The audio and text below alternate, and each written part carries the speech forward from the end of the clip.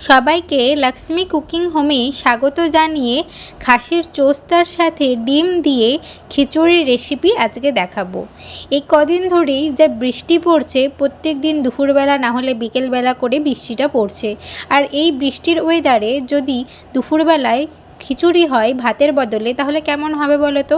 আর সেই খিচুড়িটার মধ্যে আবার যদি খাসির চোস্তা, তার সাথে ডিম, নানা রকমের সবজি দিয়ে সেই খিচুড়িটা বানানো যায়, তাহলে কত ভালো লাগবে বলো তো। তাহলে এত না বকে আজকের এই রেসিপিটা শুরু করি। তো শুরুতেই আমি এখানে নানা রকমের সবজি নিয়ে নিয়েছি।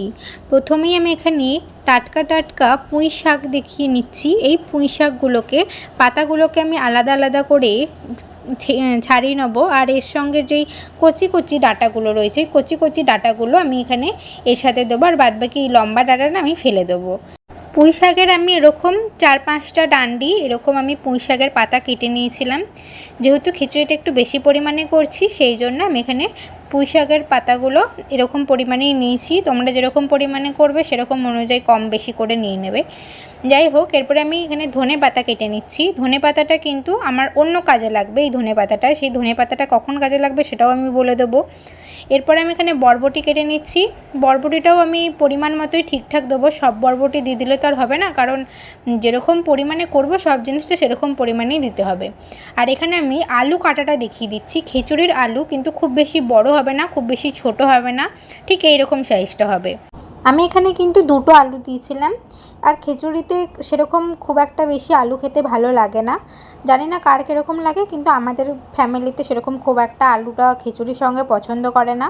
আর যেহেতু আমি এখানে অনেক রকমের সবজি দিচ্ছি, তো সেখানে আলুটা একটু কম পরিমাণে থাকলে খেতে ভালোই লাগবে। যাই হোক, আমি এখানে গাজর, টমেটো, লঙ্কা, আদা সবই কেটে নিয়েছি। আদাগুলোকে একটু লম্বা লম্বা করে কাটছি, যাতে এটা বাটতে সুবিধা হয়। এগুলো সব আমি বাটবো, সেই জন্য আমি আদা, রসুন এগুলো সব কেটে নিচ্ছি। আর এদিকে দেখো পেঁয়াজও কেটে নিয়েছি, আর একটা লেবু কেটে নিচ্ছি। লেবুটাও লাগবে, সেগুলো সবই বলে দেবো। আমার কিন্তু এখানে মোটামুটি সব রকমের সবজি কাটা হয়ে গেছে। এরপরে এই সবজিগুলো আমি একে একে সব ধুয়ে নেব। আর কথায় আছে নাকি খিচুড়িতে 5 রকমের ডাল দিতে হয়। আমি এখানে 5 রকমের তো ডাল দিতে পাইনি, 4 রকমের ডাল দিচ্ছি। প্রথমেই দিয়ে দিয়েছিলাম ছোলার ডাল, তারপরে মুগের ডাল দিচ্ছি, তারপরে একটু বেশি পরিমাণে, ওই দুটো ডালের থেকে একটু বেশি পরিমাণে আমি এখানে মুসুর ডালটা দিলাম। আর তারপর এখানে দেখে নাও খাসির চোস্তাটা দিয়ে দিচ্ছি, খাসির চোস্তা। আর এই 3 রকমের, আপাতত এখানে 3 রকমের ডাল দিলাম, আর 1 রকমের ডাল আমি দিয়ে দেবো, সেটা দেখাবো। তো তোমাদের এখানে চালের কথাটা এবার আসি। এই চালটা যেটা দেখছো, এই চালটা কিন্তু আমার দিদির বিয়ের যে গায়ে হলুদের সময় যে চালটা ইউজ করা হয়, সেই চালটাই কিন্তু এই চালটা। তো এই চালের সঙ্গে দেখো এখানে তোমরা বিরি কলাইয়ের ডাল দেখতেই পাবে। তো এই চালটা আমি এবার একটু ভালো করে ধুয়ে নেবো, যেহেতু এর মধ্যে প্রচুর পরিমাণে হলুদ থাকে। তো এই চালটা ভালো করে ধুয়ে নেওয়ার পরে এই যে ঠিক এইরকম রঙটা এসেছে, হলুদটা যেহেতু অনেক দিন ধরে এই হলুদটা ছিল। আর এই চালটা আমার খিচুড়ি আমাদের ঘরে বানানোও হচ্ছিল না। সেই দিনকে বৃষ্টি পড়ছিল, মনে হলো খিচুড়ি বানালে ভালোই লাগবে, তো এই চালটা দিয়ে বানানো হলো। তাহলে তোমরা কিন্তু এখানে 4 রকমের ডালটা কিন্তু পেয়ে গেলে। 4 রকমের ডালটা কোত্থেকে আসছে? আমি এখানে 3 রকমের ডাল দিয়েছিলাম, আর এখানে আর 1 রকমের ডাল ছিল। তো এরপরে এখানে একটা কথা বলে রাখি, মানে যারা নতুন নতুন খিচুড়ি বানাচ্ছে তাদের জন্য বলে রাখি, ডাল আর চালটা দেওয়ার পরে তোমরা জলটা দিও। আমি এখানে তো জলটা দেওয়ার পরে ডালটা দিয়েছি। তো আমি যেহেতু জানি, কিন্তু তোমরা যারা জানো না তাদের জন্য বলছি, তারা ডাল আর চালটা দেওয়ার পরে জলটা দিও। মানে এরকম পরিমাণে জলটা দেবে যাতে এই ডাল আর চালটা দেওয়ার পরও আরও 3 গ্লাস জলটা যেন লাগে। আর এই 3 গ্লাস জলটাই যেন এটা ডুবে থাকে, তাহলে পারফেক্ট খিচুড়িটা সেদ্ধ হয়ে যাবে। তো এরপরে আমি এখানে একটা কুকারে এই চোস্তাটাকে আমি সেদ্ধ করতে দেবো। চোস্তাটাকে আমি কিন্তু আগে থেকে লেবু দিয়ে মাখিয়ে রেখেছিলাম, যাতে আষ্টে গন্ধটা নষ্ট হয়ে যায়। যাই হোক, এরপরে আমি এখানে সর্ষের তেলের মধ্যে 2টো তেজপাতা, 2টো শুকনো লঙ্কা, 2টো এলাচ দিয়ে, আর কিছু পরিমাণে জিরে, নুন, হলুদ দিয়ে এটাকে আমি এখানে সেদ্ধ করতে দিয়ে দিচ্ছি কিন্তু। আর এখানে খেয়াল রাখতে হবে যে 4-5টা সিটি হলেই এটা কিন্তু নামিয়ে দিতে হবে, কারণ 4-5টা সিটির পর এটা কিন্তু পুরোপুরি সেদ্ধ হয়ে যাবে। তারপরে আমি আর একটা কড়াইতে একটু পরিমাণ মতো তেল আর নুন দিয়ে দিলাম, যাতে তেলটা ছিটকে না আসে, কারণ আলু ভাজার সময় অনেকটা তেল ছিটকে আসে, তো সেই জন্য একটু নুন দিয়ে দিলাম। তারপরে আলুগুলোকে ভাজতে দিচ্ছি। আলুটা যে একটু হালকা ভাজা হবে, তারপরে গাজর, বরবটি এগুলো সব দিয়ে একটু ভালো করে আর একবার নাড়াচাড়া করে নেব। আর ঘরে তো অল্প পরিমাণে বিট ছিল, তো বিটটা তোমাদের কাটা দেখানো হয়নি, বিট আর কি কাটা দেখাবো, সেই জন্য দেখাইনি। তো এইগুলো সবকটা দিয়ে একটু ভালো করে নাড়াচাড়া করে নিতে হবে।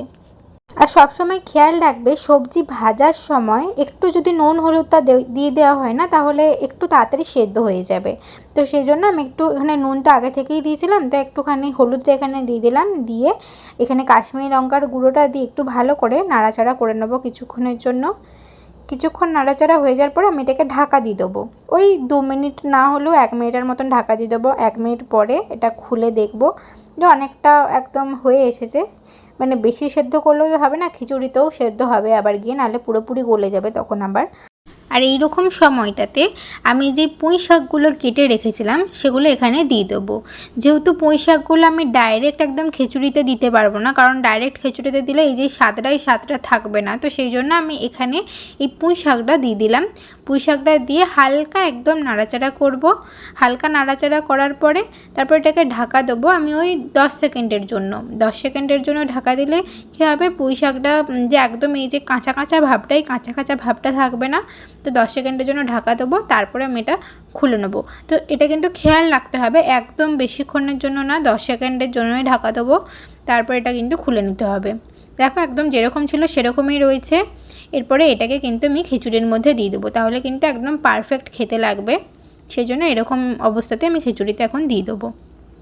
আমি কিন্তু বড় হাঁড়িতে এই খিচুড়িটা বসিয়েছিলাম, তারপরেও এই সবজিগুলো দেওয়ার পরে দেখতে পাচ্ছ খিচুড়িটা কিন্তু পুরো ভরে গেছে। এরপরে কিন্তু আমার খাসির চোস্তা বলো বা ডিম বলো কোনো কিছুই আর সেরকমভাবে দেওয়ার জায়গা নেই। তো সেই জন্য আমি এই খিচুড়িটা আপাতত এখন আমি যেহেতু এখানে সবজিটা দিয়েছি, তো সবজিটা দেওয়ার জন্য এখানে আমি একটু কিছুক্ষণ সেদ্ধ হয়ে নিতে দেবো। তারপরে আমি আরেকটা হাঁড়িতে এই খিচুড়িটা আমি ওটা অর্ধেকটা করে দেবো, তাহলে আমার সুবিধা হবে। দুটো হাঁড়িতে খিচুড়িটা করলে আমার রান্না করতে সুবিধা হবে। তো এটা সেদ্ধ হতে হতে আমি এখানে চোস্তাটা বানিয়ে নিই। চোস্তাটা বানানোর জন্য প্রথমে আমি তেলেতে 2টো শুকনো লঙ্কা, 2টো তেজপাতা, 2টো এলাচ আর কয়েকটা দারচিনি আর কিছুটা পরিমাণে জিরে দিয়ে ভালো করে নেড়েচেড়ে নিতে হবে। যে একটু ভাজা হয়ে যাবে তারপরে আমি এর মধ্যে ছোট ছোট পেঁয়াজগুলো দিয়ে দিলাম। এই পেঁয়াজগুলো ঘরেতে অনেক দিন ধরেই পড়ে রয়েছে, সেই জন্য কয়েকটা পেঁয়াজ আমি এইগুলো দিয়ে দিলাম। তারপরে আমি এখানে কাটা যে পেঁয়াজগুলো রেখেছিলাম সেই কাটা পেঁয়াজ দিয়ে দিলাম, শুকনো লঙ্কা দিয়ে দিলাম। এগুলো দিয়ে এরপর একটু ভালো করে নাড়াচাড়া করে নেবো। এগুলো একটু ভালো করে নাড়াচাড়া করে নেওয়ার পরে যখনই দেখবে পেঁয়াজগুলো হালকা একটু লাল লাল হয়ে এসেছে, তখন আমি এর মধ্যে দিয়ে দেবো এই টমেটোটা দেওয়ার পরে এটাকে আর একটু ভালো করে নাড়াচাড়া করতে হবে। আর যেহেতু এই মশলাটা একটু কষতে টাইম লাগবে, তো সেই জন্য আমি এখানে টমেটোটা একটু বড় বড় রেখেই দিয়েছি, এতে খেতে অনেকটা ভালো লাগবে। সবসময় তো আর পেঁয়াজ বলো বা টমেটো সব কিছু বেটে দিলে খেতে অত ভালো লাগে না, সেই জন্য আমি এখানে টমেটোটা বেটে দিইনি। এরপরে আমি এখানে আদা রসুন এগুলোর পেস্টটা করে রেখেছিলাম, সেই আদা রসুনের পেস্টটা এখানে আমি দিয়ে দিলাম। তো এরপরে এটাকে একটু ভালো করে নাড়াচাড়া করতে হবে। আর ওই মশলাটার যে জলটা ছিল সেই জলটুকু দিয়ে দিলাম। এই জলেতেই আপাতত এখন একটু রান্নাটা হবে। তো এটা একটু তাড়াতাড়ি সেদ্ধ হওয়ার জন্য আমি এখানে একটু পরিমাণে কম নুনটা দিলাম, তারপরে হলুদ, কাশ্মীরি লঙ্কার গুঁড়ো আর ধনে জিরে গুঁড়োটা দিলাম। আর এখানে নুনের পরিমাণটা আমি একটু কম দিয়েছি, কারণ খাসির চোস্তাটাতে আগে থেকেই কিন্তু আমি সেদ্ধ করার সময় নুন দিয়েছিলাম, তার জন্য আমি এখানে পরিমাণ মতো একটু নুনটা কম দিয়েছি। যাই হোক, এরপরে আমি খাসির চোস্তাটা যেটা সেদ্ধ করেছিলাম সেটা আমি এখানে দিয়ে দিচ্ছি। মশলাটা কষা হয়ে যাওয়ার পরে কিন্তু এটা দিচ্ছি, মশলাটা একটু ধরে ভালো করে কষতে হবে। তারপরে এই খাসির চোস্তাটা দিয়ে এই যে ধনেপাতাটা কিন্তু এইখানে দিতে হবে। ধনেপাতাটা দেওয়ার পরে একটু ভালো করে এটাকে সেদ্ধ হতে দিতে হবে, নাড়াচাড়া করে কিছুক্ষণ ধরে এটাকে সেদ্ধ করতে দিতে হবে। আমি যেহেতু অত দেখাতে পারছি না, ভিডিওটা অনেক লং হয়ে যাবে, তো তোমরা এটাকে কিন্তু একটু টাইম ধরে ভালো করে কষিয়ে রান্নাটা করো। ব্যাস, আমাদের কিন্তু এখানে কিন্তু এই চোস্তাটা রান্না করা একদম পুরো কমপ্লিট হয়ে গেছে। এরপরে আমি এটাকে হাঁড়ির মধ্যে দিয়ে দেবো। দেখো আমি কিন্তু ওই বলেছিলাম না তখন 2টো হাঁড়ি করেছি, এই 2টো হাঁড়িতে আমি করেছি। ওই হাঁড়িটা একটু ছোটো নিয়েছিলাম, কারণ পরিমাণটা ঠিকঠাক হতে হবে, তো সেই জন্য। যাই হোক, এরপরে আমি অর্ধেক করে দুটোতে আমি চোস্তাটা দিয়ে দিলাম। এটাতে একটু বেশি পরিমাণে চোস্তাটা দিয়েছি যেহেতু বড় হাঁড়ি। তো দেওয়ার পরে একটু ভালো করে নাড়াচাড়া করে নেব। তারপরে ডিমটাকে আমি এখানে ভেজে নেব। ডিম ভাজার জন্য আর কী বা বলবো, তেলেতে 2টো ডিম দিয়ে তারপর একটু নুন দিয়ে এটাকে একটু ভালো করে ভেজে নিতে হবে। ডিমটাকে একটু খুব বেশি গুঁড়ো করা যাবে না, আবার খুব বেশি বড়ও রাখা যাবে না, তো একটু মিডিয়াম সাইজ করে ভালো করে ভাজতে হবে। এই যে এরকম টাইপের গুঁড়োটা হলেই হবে। তারপরে আমি 2টো হাঁড়িতে এই ডিমটা দিয়ে দেবো, দিয়ে একটু ভালো করে নাড়াচাড়া করে এই খিচুড়িটা নামিয়ে নেব। আজকের এই খিচুড়ির রেসিপিটা কেমন লাগলো অবশ্যই জানিও। এই খিচুড়িটা বেগনি, আলু ভাজা, পটল ভাজা, পাঁপড় এই সব কিছুর সঙ্গে খেতে খুব ভালো লাগবে। তো আজকের এই রেসিপিটা কেমন লাগলো অবশ্যই কমেন্টে জানিও। আজকের মতো এতটুকুই, দেখা হচ্ছে নেক্সট ভিডিওতে। সবাই ভালো থেকো, সুস্থ থেকো, টাটা।